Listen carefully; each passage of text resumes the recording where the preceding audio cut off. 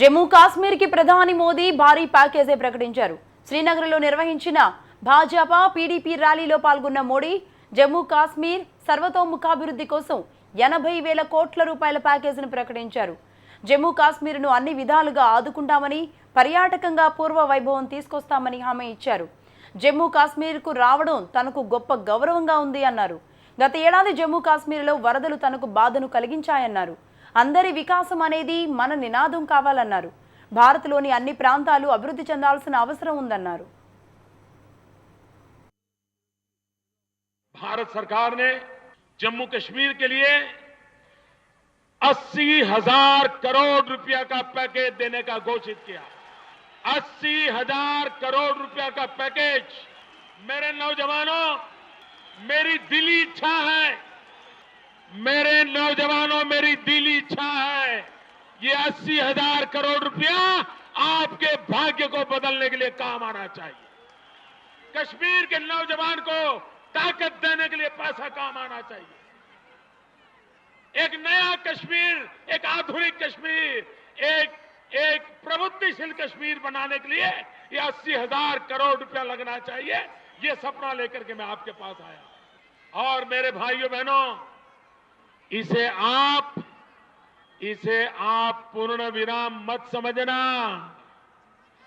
ये 80,000 करोड़ को पूर्ण विराम मत समझना, ये तो सिर्फ शुरुआत है।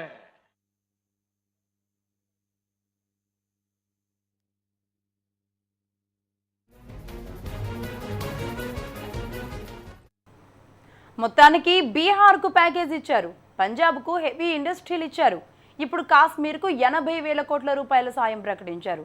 మరి ఏపీ సంగతి ఏంటి?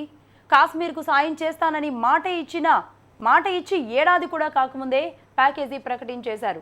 ఏడాదిన్నర గడిచినా ఏపీకి ఎలాంటి వరాలు ప్రకటించకపోవడాన్ని ఎలా అర్థం చేసుకోవచ్చు? దీనికి సంబంధించి మరిన్ని వివరాలు అందించేందుకు ఢిల్లీ నుంచి శిరీష్ ఫోన్ లైన్లో సిద్ధంగా ఉన్నారు. శిరీష్, చెప్పండి, ఇప్పుడు కాశ్మీర్ కూడా ప్రకటించారు, బీహార్ కూడా అయింది, మరి ఇంకా ఏపీ సంగతి ఏంటి? నిన్న సీఎం చంద్రబాబు కలిసినప్పుడు నీతి ఆయోగ్లో ఇంకా లెక్కలు తేలలేదు అన్న జవాబే వచ్చింది. లక్ష్మి, దీనికి సంబంధించి ఈ నెలాఖరు లోపల తప్పనిసరిగా ప్రకటన ఉండే అవకాశం ఉన్నట్టు ఇటు రాష్ట్ర ప్రభుత్వ వర్గాలు, కేంద్ర ప్రభుత్వ వర్గాలు రెండు కూడా చెప్తున్నాయి.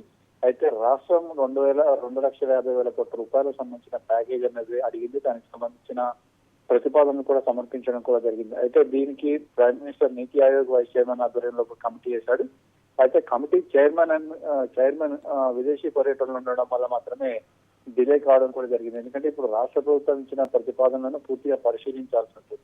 కానీ మిగిలిన రాష్ట్రాల విషయాలకు వస్తే మిగిలిన రాష్ట్రాలకి కేంద్రమే ప్యాకేజీలను రెడీ చేసి ఇచ్చింది కాబట్టి అక్కడ ఎటువంటి ఇబ్బంది కూడా లేదు. అయితే ఆంధ్రప్రదేశ్ తో పాటు ఇప్పుడు తెలంగాణ విషయాన్ని కూడా పరిశీలించడం కూడా జరుగుతుంది. కాబట్టి రెండు రాష్ట్రాలకు సంబంధించి పూర్తి స్థాయి నివేదిక తయారు చేసిన తర్వాత ప్రధాని ఒక ప్రకటన చేసే అవకాశం కూడా కనపడుతుంది.